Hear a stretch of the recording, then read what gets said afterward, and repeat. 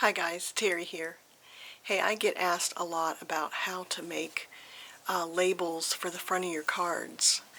And one of the questions that I get is, how do I get this black so crisp? And that is because I love to use VersaFine Black Onyx Ink. It's a foam pad and the ink on it. I've had this for years. It has never dried out, although you can get refill ink for it.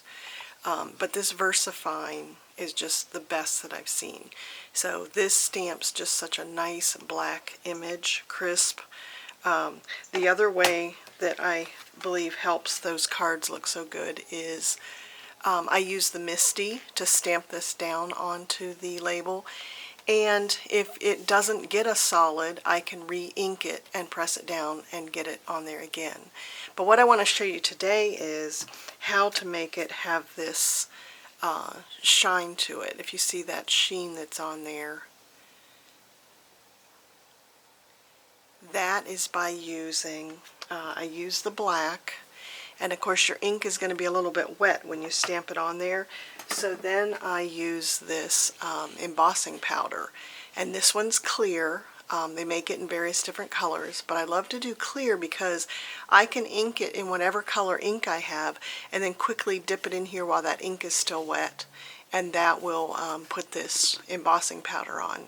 And then what happens is you use your heat tool, and this heat tool will melt that powder and it will make it shiny. So it's kind of like, I don't know if it's glue or plastic or what it is, but that powder just has a sheen to it, and then it will look like this when you get done with it. So let's make some. I'm using a stamp set from Hero Arts. This is called, let's see, I think it just has a number on it, CM 597. If I can find this on Amazon, I'll do a link to it. But again, this is from Hero Arts.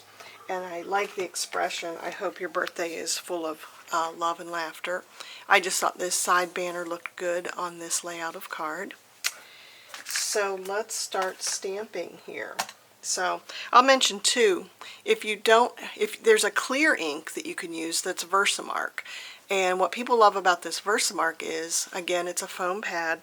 It's very gooey. So if you do have different colored embossing powder, you could put this clear, stamp with this clear pad, and then put the embossing powder on of your color choice, and then melt it, and it'll be the color of that embossing powder.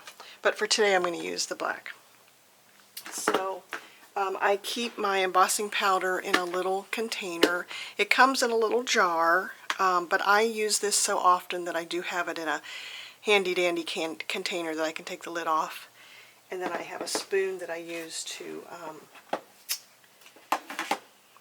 just scoop it onto the card. So some people put their spoon in the lid. That's a great idea. Okay, so let's stamp one here. I'm going to use my VersaFine.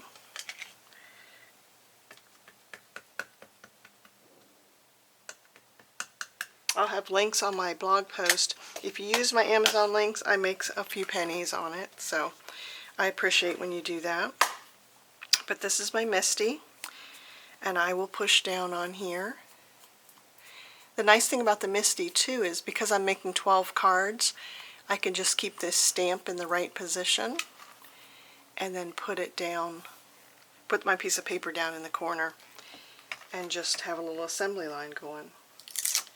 So I pull it off, and I want to do this while my ink is still wet.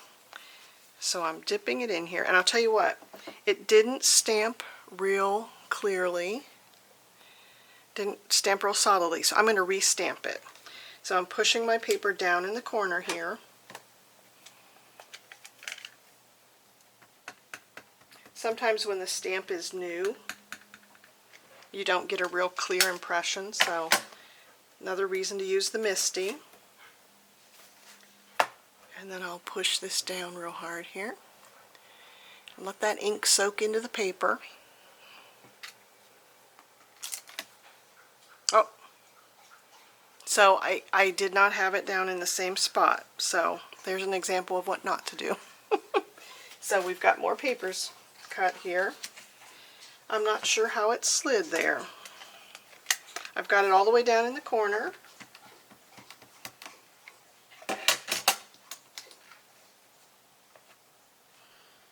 Push that down.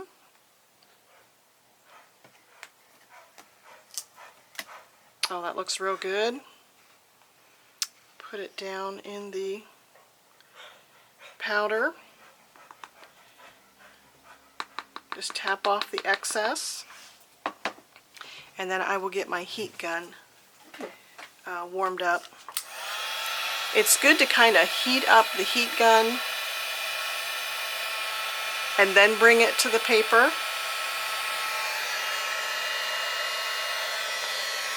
And you'll see it change color here as it melts.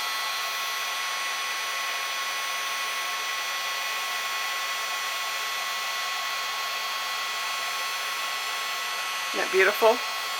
So it might warp the paper a little bit. You might run it on the back just to unwarp it.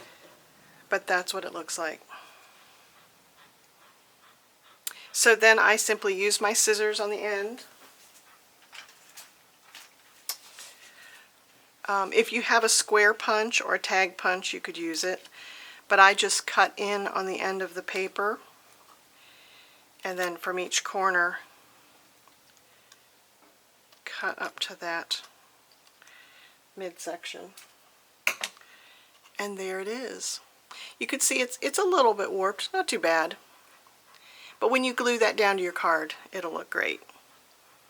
So I wanted to do this quick video just to show you how to use the embossing powder. And like I said, I'll have links to the heat gun, the MISTI, and the powders and the inks that I used. And I want to thank you for watching. Bye, guys.